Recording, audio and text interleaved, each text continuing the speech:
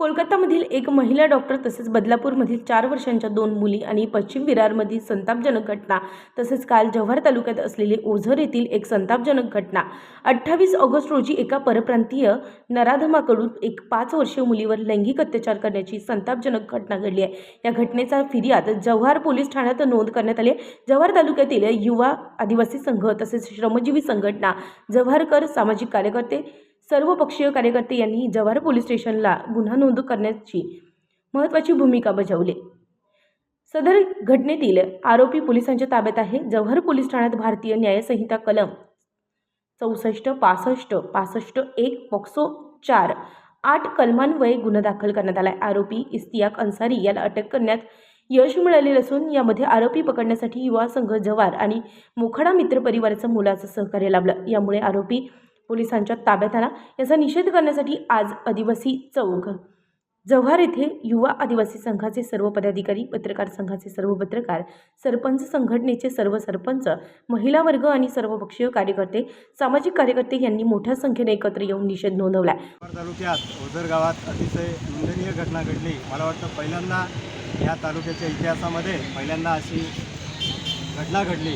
या घटनेचा आम्ही सर्व सरपंच बांधवाकडून जाहीर निषेध करतो आणि सरकारला एक विनंती करतो की या घटनेची फास्ट ट्रॅक कोर्टात सुनावणी होऊन त्या संबंधित गुन्हेगाराला लवकरात लवकर फाशी झाली पाहिजे असे आम्ही सर्व सरपंच बांधवांच्या वतीने सरकारला विनंती करतो।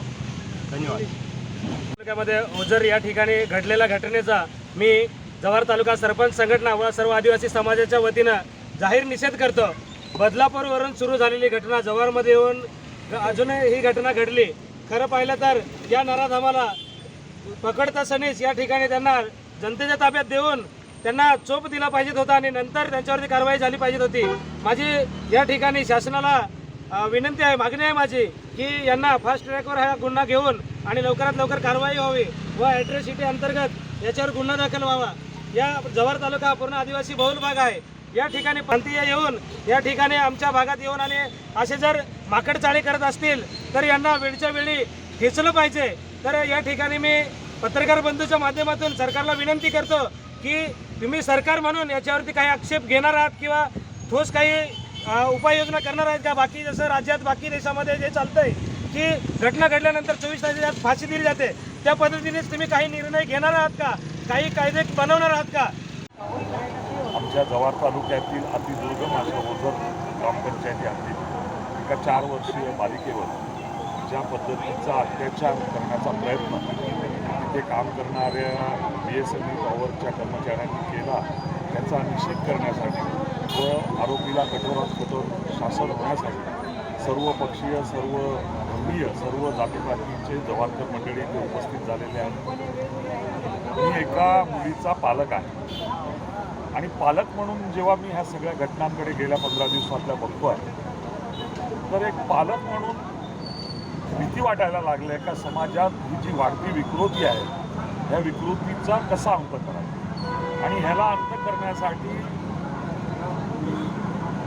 आपण छत्रपती शिवाजी महाराजांच्या राज्यातले नागरिक आहोत। मला असं वाटतं का इतर कुठले कायदे कानून बाजूला ठेवून देहदंडाची शिक्षा अशा लोकांना दिल्याशिवाय ह्या गोष्टीला आळा बसणार नाही आणि मग ह्याच्यातच समाजात भ्रूण हत्येसारखे प्रकाराचा जो एक प्रकारचं वाढतं त्याच्यात कारण ह्या सगळ्या गोष्टींमध्ये आहे असं मला वाटायला लागलं आणि ह्या विकृतीकडे जाणाऱ्या समाजाला रोखायचं काम हे शासनाचं जसं आहे तसं नागरिकांचं पण आहे। आज मला अभिमान वाटतो जव्हारच्या आमच्या युवा आदिवासी संघर्ष समितीचा आणि सर्व कार्यकर्त्यांचा का ह्या घटनेचं त्यांनी योग्य ते आंदोलन करून आणि त्या घटनेच्या बाबतीत रात्रीपासून त्याचा मागोवा करून त्यांनी ह्या बालिकेला न्याय देण्यासाठी प्रयत्न केला।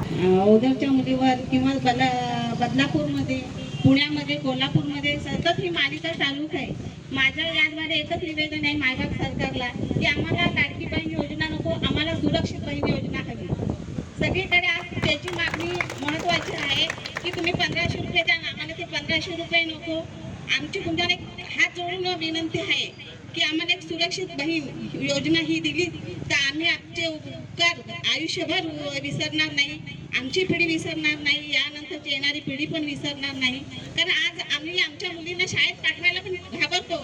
घरी आल्यावर तिला विचारतो तू कुठे गेली होती, बाथरूमला गेली होती का, कोण तुझ्याशी बोललं होतं का. हे सुद्धा अक्षरशः म्हणजे कधी कधी आम्हालाच गिल्टी वाटते की आम्ही मुलींना हे काय शिकवतो ह्या वयामध्ये. 3री-4थीच्या मुलींना आम्हाला हे प्रश्न विचारायला लागतात शाळेतून आल्यावर.